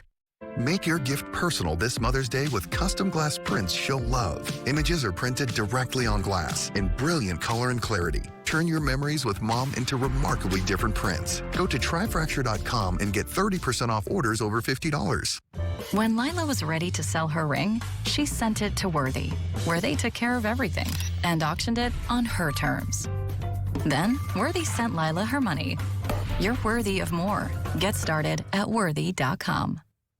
Local, national, and worldwide headlines, breaking down the day's biggest stories with live reporting from around the globe. I'm Del Walters, and this is your Evening Debrief. Live tonight, starting at 6/5 Central, only on Scripps News. The why is where curiosity is intentional. Because when you ask the why behind the news, the world opens up before your eyes. The Why, Saturday nights at 8/7 Central, only on Scripps News. You're watching Scripps News Live. Want to get you back out to these live pictures coming from Midtown Atlanta. Again, police, they're investigating an active shooter. This all happening inside of a building in Midtown between 12th and 13th Streets at 110 West Peachtree, which is Northside Medical Facility. Atlanta police saying that they are aware of multiple injuries. Right now, they're aware of multiple injuries. They have no idea how many people have been shot and whether or not there are any fatalities. They are still actively looking for a suspect. Take a look. These are the pictures that Atlanta police has shared so far on Twitter. Want to get you right out to our Maura Siriani, who has been on lockdown in a restaurant not too far from the location. Maura, what can you tell us right now? Hey, Veronica. Yeah, so I can tell you around 12:40 this afternoon, sitting here, regular Wednesday afternoon, having lunch as I often would, and you see dozens of police cars flying by, zooming by, officers on motorcycles. That's not typical. We're still sheltered in place at this restaurant. I wanted to walk down to that scene. I'm about 3 blocks away and hopefully grab some videos or photos. But, at this point, we're still being told to shelter in place. Not sure if you're showing those photos, if we have them here, of the suspect that Atlanta police are tweeting out. It's really eerie to see these photos and know that this person is walking around Midtown Atlanta right now. The doors are locked to the restaurant that I'm in. You can see he's wearing a hoodie. He's got a backpack on. He's got a mask. In one of the images, you can actually see it looks like his arm is outstretched, and it appears to be he's holding a gun. Okay, so I'm with my producer, Hannah, again, just having lunch. She's listening to the police scanners. Reports right now are that he is still out there. So we're locked in this restaurant about 3 blocks away. Kind of just to set the scene for you, if you are familiar with Midtown Atlanta, Whole Foods is a landmark. The shooting was reported at a Northside Midtown. That's a medical office just a couple blocks actually from the Federal Reserve building. And still seeing a ton of police cars and police activities zooming by as I look out the windows of this restaurant right now. Police obviously tweeting out those photos and hoping that people in the area, may see him, recognize this person, and be able to call in and let them know where he is. Hopefully they've got eyes on him, but this is a very densely packed neighborhood. If you know anything about Midtown Atlanta, you know that, when this kind of all came out around 1240, there's a lot of foot traffic. There are, office buildings here, just a big residential area. A lot of people just out and about living their everyday lives. So we're just trying to get some more confirmation on the victims, how many people were shot, if this person, is taken into custody soon, which we hope. We will bring that to you. But as far as we know, we are still sheltered in place, and you're seeing those live images of the scene right now, Veronica. Maura, can you hear me? If you can bring us up to speed on what you know exactly about this office building, 110 West Peachtree, which I do believe is Northside Medical. Is this a hospital? Is this just a medical office? I'm not down there. I'm about 3 blocks away inside of a restaurant. But yeah, as far as I know, this Northside Midtown, it's a medical office. There's still a heavy police presence in that area. So hopefully after the shelter in place is lifted, we can walk down there and get some more information. Kind of feels helpless to being, reporting from 3 blocks away, so close to something. I can't walk down there. But this was reported around 1240 at Northside Midtown. And if you see those images of the person, it does, look like a medical office. I think the most eerie image to me is the one of his arm outstretched, holding a weapon, and the Atlanta police telling us there are multiple people who are injured here. Just hoping everyone is okay. And we keep circling back to some video of Grady Hospital, which obviously this is not happening at Grady. This is happening at Northside. And I know that you have Hannah there with you. And the most important thing right now is that the two of you stay safe. You stay inside that restaurant. You stay locked down. But perhaps Hannah can figure out if any of the injured have been taken to Grady Hospital. Again, looking at these live pictures, there is an extremely heavy police presence. And it looks like they really have cordoned off those streets of Midtown. I don't see any traffic going by, no foot traffic, no vehicles right now. But like you were saying, Maura, they do believe that there is one suspect who is still out there. Take us through what they've been reporting so far, what Atlanta police have had to say. Yeah, Atlanta police, basically just said they responded around 1240 this afternoon to an active shooter situation at that location. Is the Northside Midtown, the medical office. Just again, to describe to you, if you're familiar with Midtown or maybe you're not, there's Whole Foods is a big landmark. You can see off the 17th Street exit right there. And again, just a couple blocks from the Federal Reserve building in this area. Densely populated. We were just sitting here eating lunch. I was with Morning Rush producer Hannah, and all of a sudden we see dozens of Atlanta police officers zoom by and head towards that shooting scene. So the manager, the manager of the restaurant locked the doors immediately.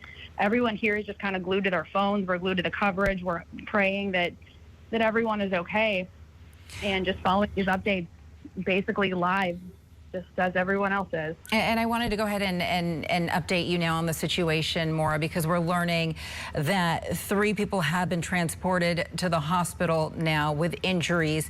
A 4th person has been pronounced dead on the scene. So we know that 4 people total have been shot. 3 people have been transported to the hospital for treatment. 1 person was pronounced dead on the scene. Again, we are following an active shooting investigation taking place right now in Midtown Atlanta.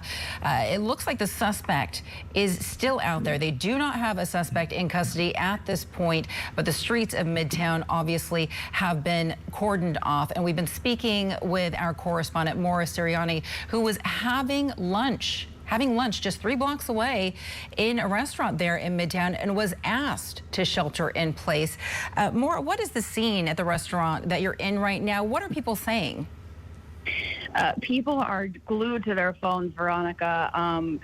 People, not really ordering food at the moment. Everyone's looking out the windows. Some people are staying away from the windows, as we saw in the photos that Atlanta police tweeted out of this person, the suspected gunman. In one of the photos, it looks like he's got his arm outstretched and he's holding a weapon. It's no wonder that people in this immediate area are being asked to shelter in place. We've got the police scanners going. Everyone in the restaurants just kind of frozen in place right now. You can't go back to work. Obviously, in Midtown, there are a lot of office buildings in this area, a lot of restaurants, apartments, condos. It's a booming, busy area, a lot of foot traffic, a lot of, car traffic. So people are just frozen basically right now, waiting until this person is apprehended, hoping that happens soon. Kind of hard to think that you can just go right about your day after something like this, especially knowing what you've just reported now from Atlanta police about the injuries. Just praying that no one else gets hurt. But again, we're also glued to the police scanners here as we are sheltered in place in a restaurant in Midtown, about 3 blocks from that reported shooting scene. Yeah, active shooter still out there right now. We're looking at pictures. Atlanta police have been tweeting out these pictures of the suspect. Again, he's wearing a gray hoodie, dark pants, sneakers. He has a beige backpack that he's been carrying on his chest. What we know at this point is that one person is dead. Police have confirmed that one person is dead. 3 people have been transported to the hospital, but again, that suspect is still out there. Our Maura Sirianni is in the neighborhood. She's just about 3 blocks away and has been following the story for us. Maura, you live in this neighborhood and you've been giving us a pretty good image of what this neighborhood is like, but this is not downtown Atlanta. Because we are a national news organization, bring folks up to speed on where Midtown is and its proximity to downtown Atlanta. It's I would say northwest of downtown, if you're familiar with the area. It's a huge neighborhood, a very, very popular neighborhood, densely packed. Still seeing police cars even just now, Veronica, and hearing sirens heading down Peachtree. Peachtree is a pretty notable, popular street here. So I'm at about 12th in Peachtree, locked down in a restaurant, and still seeing police activity zooming towards that scene. Just again, to bring you up to speed, Whole Foods is a good landmark. If you're headed on the downtown connector, you'll see that Whole Foods to your left. Getting alerts here with Morning Rush producer Hannah. At least 1 person dead and 3 injured. And we know that Grady is the main hospital for gunshot victims in the city. So assuming any folks who were shot were rushed there immediately. We're still locked down. Hopefully we can head over there after all of this, after the lockdown is lifted, and grab some more updates for you. But that is... More, how long have you been on lockdown? It's been about an hour now. I think the first tweet came out around 12:40, and the streets here, it is so atypical of what you would see on a regular Wednesday at 1:40 p.m. No one is out. What did they say to you? What did they say to the folks in the restaurant? Did they close the doors? Did they ask everybody to get on the floor? I mean, what has the direction been? I think the manager here just basically said, stay calm. We're going to lock the doors. We're not going to open them under any circumstances. People aren't leaving the restaurant. People aren't coming in. I did step outside for a moment to do the first update with you, and then we learned that the person, the shooter was still out there, so came right back inside quickly, and they locked the doors up. Everyone here is just on edge, again, kind of glued to this coverage. And because, Maura, because the suspect is still out there and we've been showing pictures of him, what has been going through your head? I mean, when you heard this news, knowing that you were just a couple blocks away, what has been going through your head? Yeah, everyone says this when something like this happens. It's too close for comfort. I recently covered the mass shooting at the bank in Louisville and mass shooting at the Walmart in Chesapeake, Virginia, and now something like this is reported happening in my neighborhood. I live here in Midtown Atlanta, 3 blocks from where this active shooter, scene is reported. So it's always going to be too close for comfort. It's something you'll never understand. You just hope that anyone who was shot and is injured hoping the great staff at Grady can help them out, because this is just so tragic anytime it happens in any city that it happens. But this, as everyone says, just too close to home right now. All right, well, Maura, you and Hannah stay safe. You guys make sure that you stay safe where you're at. We're going to continue to follow this story closely, of course, circle back with you. Again, we're looking at live pictures coming from Midtown Atlanta. What we know right now, there is an active shooter situation. One person has been fatally shot, 3 people injured, and we're going to continue to follow this story. We'll be right back.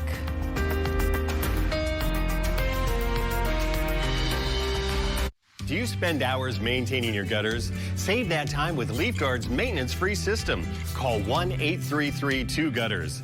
Mesh filters sit on top of your gutters, building up debris and eventually clogging. Then they need to be cleaned too. Honestly, your home should have been built with LeafGuard gutters. LeafGuard's wraparound hood deflects debris and keeps water away from your home. The one-piece seamless system is strong, 20% thicker than average, and built to last. Plus, LeafGuard is guaranteed to never clog for as long as you own your home. Right now, get a complete LeafGuard system for only $99 down, $99 a month, and $99 installation. You'll also receive a $100 Visa gift card with a free gutter inspection and in-home estimate. Damage from clogged gutters can cost you thousands. Never worry about clogged gutters again. Don't wait, you've still got time. Call 1-833-2-GUTTERS today. That's 1-833-2-GUTTERS. Attention firefighters, first responders, military base personnel, and airport workers. Listen closely to this important legal announcement. Have you been exposed to chemical-based firefighting foam? If so, you may be entitled to a substantial cash award without going to court. For decades, aqueous film-forming foam, or AFFF, has been used to extinguish liquid fuel fires. A scientific study has now shown that the chemicals used to make AFFF are highly toxic to humans and can cause a significant risk of developing several types of cancer, including kidney, pancreatic, thyroid, prostate, bladder, testicular, liver, or non-Hodgkin's lymphoma. If you or a loved one are a firefighter, first responder, airport worker, or member of the military that has used firefighting foam and has been diagnosed with cancer, please call the Negligence Network to file your claim today. There's no fee unless we win your case. Call the Negligence Network to see if you're eligible for substantial compensation. Call 1-800-300-4858. That's 1-800-300-4858. Attention all business owners. If you had W-2 employees during the COVID-19 pandemic, you may be entitled to up to $26,000 per employee with the Employee Retention Tax Credit. The deadline to file your claims is approaching. Call now to see if your business qualifies. This approved payroll tax refund program from the U.S. Treasury Department is set up to reward business owners who kept employees on payroll during the pandemic. There is no upfront cost to see if your company is eligible. Plus, if you don't receive a refund, you pay nothing. You want a trusted partner who understands the IRS guidelines. ERC advisors are standing by to help your business claim your COVID refund. You may be entitled to up to $26,000 per employee. This quick and easy call can get your business the money it deserves. Don't miss the deadline to file your claims. Just call 800-259-3916. That's 800-259-3916. How does Klein Inspector get among the most big verdicts and settlements of any law firm in the country? Because Klein Inspector is an award-winning team with 5 doctor lawyers, the most of any firm in the United States. And that's why the New York Times calls Klein Inspector a powerhouse law firm. So if a defective product, motor vehicle accident, or medical malpractice caused a catastrophic injury, call Klein Inspector. Hey there, welcome back to Scripps News Live. I'm Veronica Dela Cruz here in Atlanta, and we are staying on top of the breaking news for you at this hour. Right now, Atlanta police confirming there is an active shooter situation taking place in Midtown Atlanta. We're looking at live pictures right here. This is all happening inside of a building in Midtown between 12th and 13th Streets, 1110 West Peachtree Street, which is Northside Hospital Medical Midtown.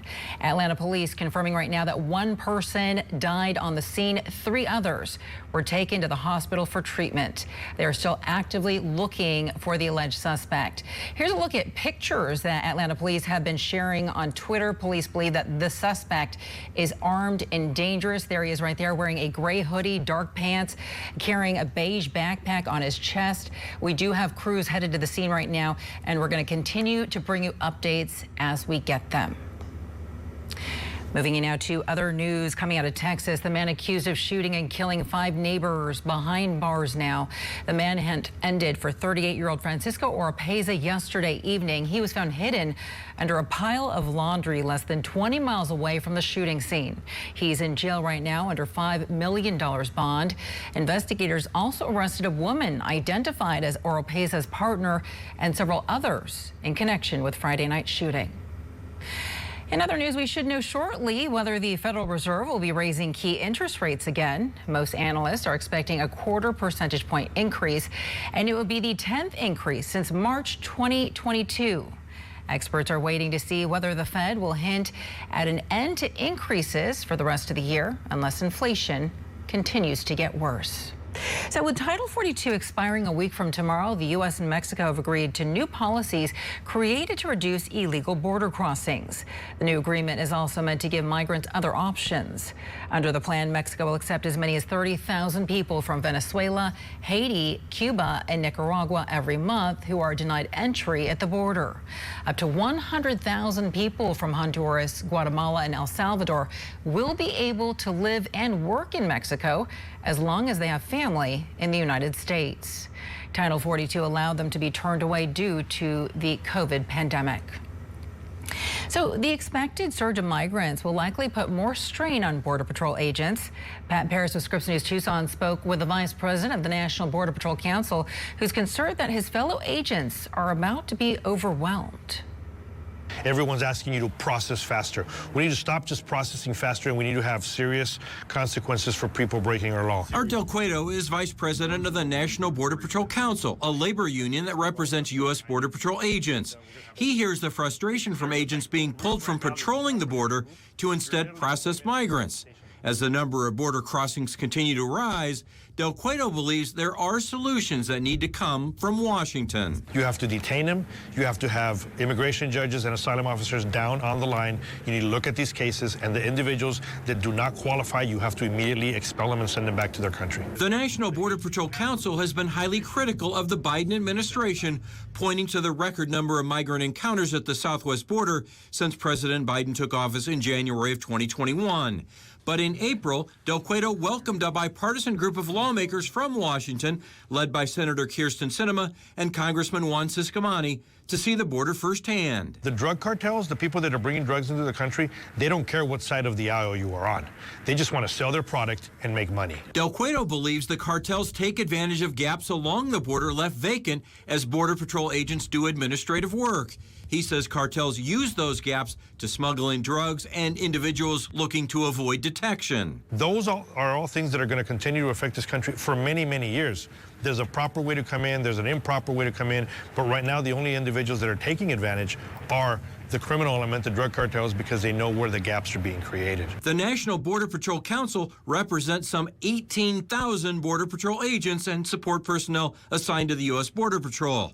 I asked Del Cueto what's the biggest frustration he hears from agents in the field. They're out there in the middle of nowhere. They're putting their lives on the line. They're going through, tough terrain. They're going through the mountains, climbing, and then they apprehend a group that is trying to evade apprehension. And once they're apprehended, the first thing they say to you is asylum. Well, then why were you evading apprehension? So that, when you see that, the big picture from being around sometime, a lot of that is a distraction by the drug cartels because they're trying to get their product across, and they know this preoccupies the agents out on the desert. And that was Pat Paris reporting there from Tucson, Arizona.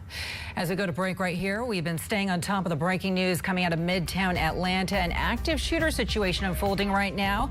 That suspect still out there. What we know right now is one person has been fatally shot. 3 people have been injured and then have been taken to local area hospitals. Take a look at these pictures. Atlanta police sharing these pictures on Twitter of the alleged suspect.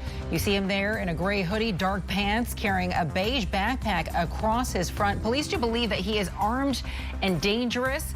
They're asking folks to stay out of the area, and if you are in the area, to stay sheltered in place. Again, we have crews headed to the scene right now. We're going to bring you the very latest developments as they come in. We'll be right back.